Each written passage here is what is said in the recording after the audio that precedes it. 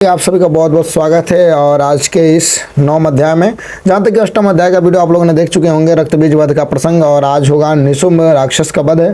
तो शुरू करते हैं। सबसे पहले एक बार माँ भगवती का ध्यान कर लेते हैं। जय माँ भगवती। ओम बंधु कांचनिभम रुचिराक्षमाला पाशांकुशोच वरदाम निज बाहुदंडे बिभ्राणमिंदु सकलाभरणम त्रिनेत्रम मर्धाम्बिके समनिसम वपुराश्रयामि। तो कथा श्रवण करते हैं। सबसे पहले जहाँ तक कि रक्तबीज का वध 8वां अध्याय में हो जाता है, तो उसके बाद राजा कहते हैं कि भगवान, आपने रक्तबीज के वध के संबंध रखने वाला देवी के चरित्र का यह अद्भुत महात्म मुझे बतलाया।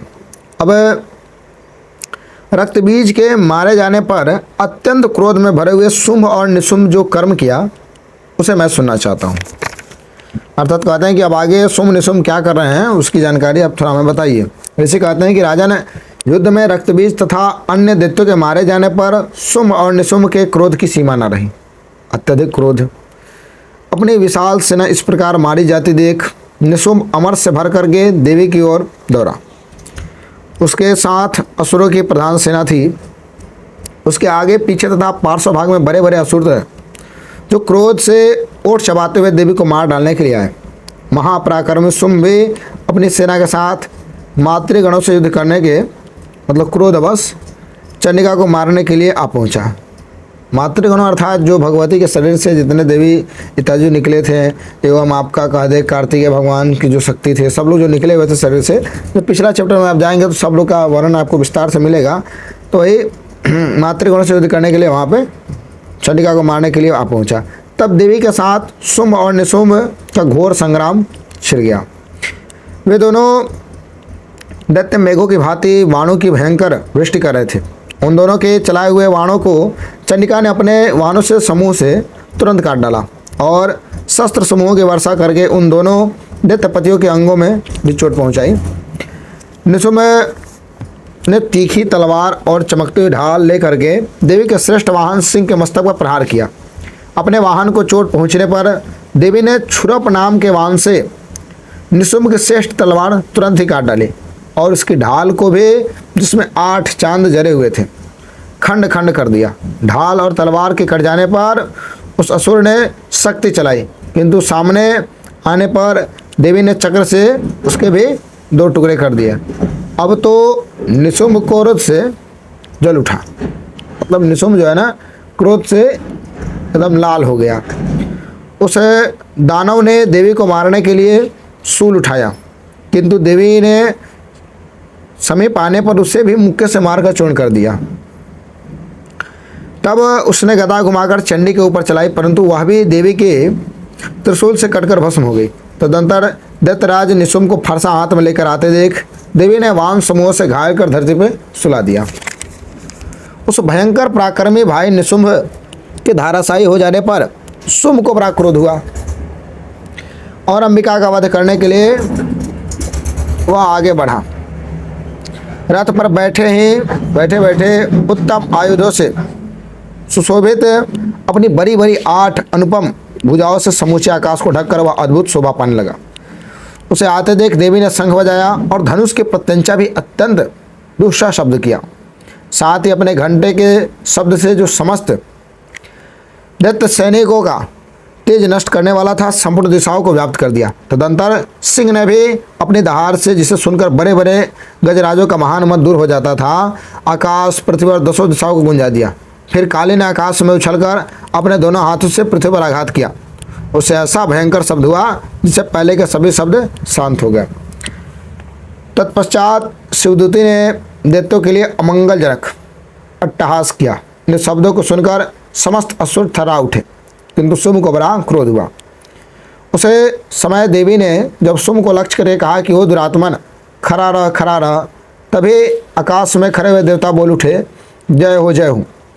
शुंभ ने वहां आकर ज्वालाओं से युक्त अत्यंत भयानक शक्ति चलाई।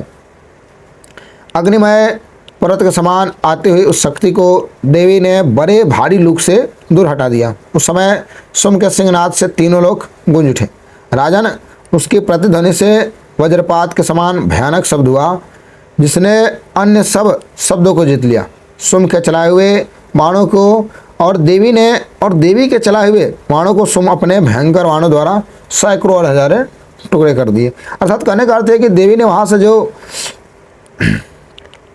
बाण चलाए और जो यहाँ से सुमित्रा ने जो बाण चलाए, तो दोनों लोग को मिलकर टकरार हुआ, उससे हजारों, मतलब हजारों माने एक तरफ से कहने का हजारों टुकड़े हो गए मूसलों का। तो वैसे ही उसके आघात से मूर्छित हुआ पृथ्वी पर गिर गया। मतलब जैसे शुंभ के चलाए हुए बाणों के देवी और देवी के चलाए हुए बाणों के शुंभ ने अपने भयंकर बाणों द्वारा सैकड़ों और हजारों टुकड़े में कर दिए। तब क्रोध में भरी हुई चंडिका ने शुंभ को शूल से मारा, उसके आघात से मूर्छित हुआ पृथ्वी पर गिर पड़ा। इतने में निशुंभ की चेतना हुई और उसने धनुष हाथ में लेकर बाणों द्वारा देवी काली तथा सिंह को घायल कर डाला। फिर उस दैत्यराज ने 10,000 बाहें करके, बाहों को ऐसे घुमा करके चक्र बना करके प्रहार से चंडिका को छादित कर दिया। तब दुर्गाम्पिका को नाश करने वाली भगवती दुर्गा कुपित होकर अपने बाणों से उन चक्रों तथा बाणों को काट गिराया। यह देख निशुंभ दैत्य सेना के साथ चंडिका का वध करने के लिए हाथ में गदा लेकर बड़े वेग से दौड़ा। उसके आते ही चंडी ने तीखी धार वाली तलवार से उसकी गदा को शरीर काट डाला। तब उसने शूल हाथ में लिया। देवताओं को पीड़ा देने वाला निशुंभ को शूल हाथ में लिए आते देख चंडिका ने वेग से चलाए हुए अपने शूल से उसकी छाती छेद डाले। शूल से विदीर्ण हो जाने पर उसकी छाती से एक दूसरा महाबली और महापराक्रमी पुरुष खड़े रह कहता हुआ निकला। उस निकलते हुए पुरुष की बात सुनकर देवी ठठाकर हंस पड़ी और खड्ग से उन्होंने उसका मस्तक काट डाला। फिर तो वह पृथ्वी पर गिर पड़ा। तदंतर सिंह अपने दाढ़ों के, मतलब दाढ़ों जो दाढ़ी, सिंह का जो सींग का दाढ़ी होता है, सिंह दाढ़ों से असुरों की गर्दन कुचल कर खाने लगा। यह बड़ा भयंकर दृश्य था। उधर काली तथा शिवदूती ने भी अन्य दैत्यों का भक्षण आरंभ किया। कौमारी की शक्ति से विदीर्ण होकर के कितने ही महादैत्य नष्ट हो गए। ब्रह्माणी के मंत्रपूत जल से निस्तेज होकर कितने ही भाग खड़े हुए। कितने ही दैत्य माहेश्वरी के त्रिशूल से छिन्न भिन्न हो धाराशायी हो गए। कितने ही वाराही के थुतुन के आघात से कितनों का पृथ्वी पर कचूमर निकल गया। मतलब वो चटनी चोखा चटनी बना दी उस सबका। वैष्णवी ने भी अपने चक्रों से दानवों के टुकड़े टुकड़े कर डाले। ऐन्द्री के हाथ से छूटे हुए वज्र से भी कितने ही प्राणों से हाथ धो बैठे। कुछ असुर नष्ट हो गए, कुछ उस महायुद्ध में भाग गए तथा कितने ही काली शिवदूत तथा सिंह के ग्रास बन गए। इस प्रकार मार्कंडेय पुराण में सावर्णिक मनंतर कथा के अंतर्गत देवी महात्म्य में निशुंभ वध नामक 9वां अध्याय परिपूर्ण हुआ। प्रेम से दुर्गा मैया की जय। अब अगला जो अध्याय है 10वां अध्याय वो होगा शुंभ का वध। तो अगले वीडियो में आपसे मिलते हैं। आप लोग जाकर हमारे चैनल पर अगला वीडियो भी देख लीजिए, वो भी अपलोड हो जाएगा। तब तक के लिए जय माता दी, धन्यवाद।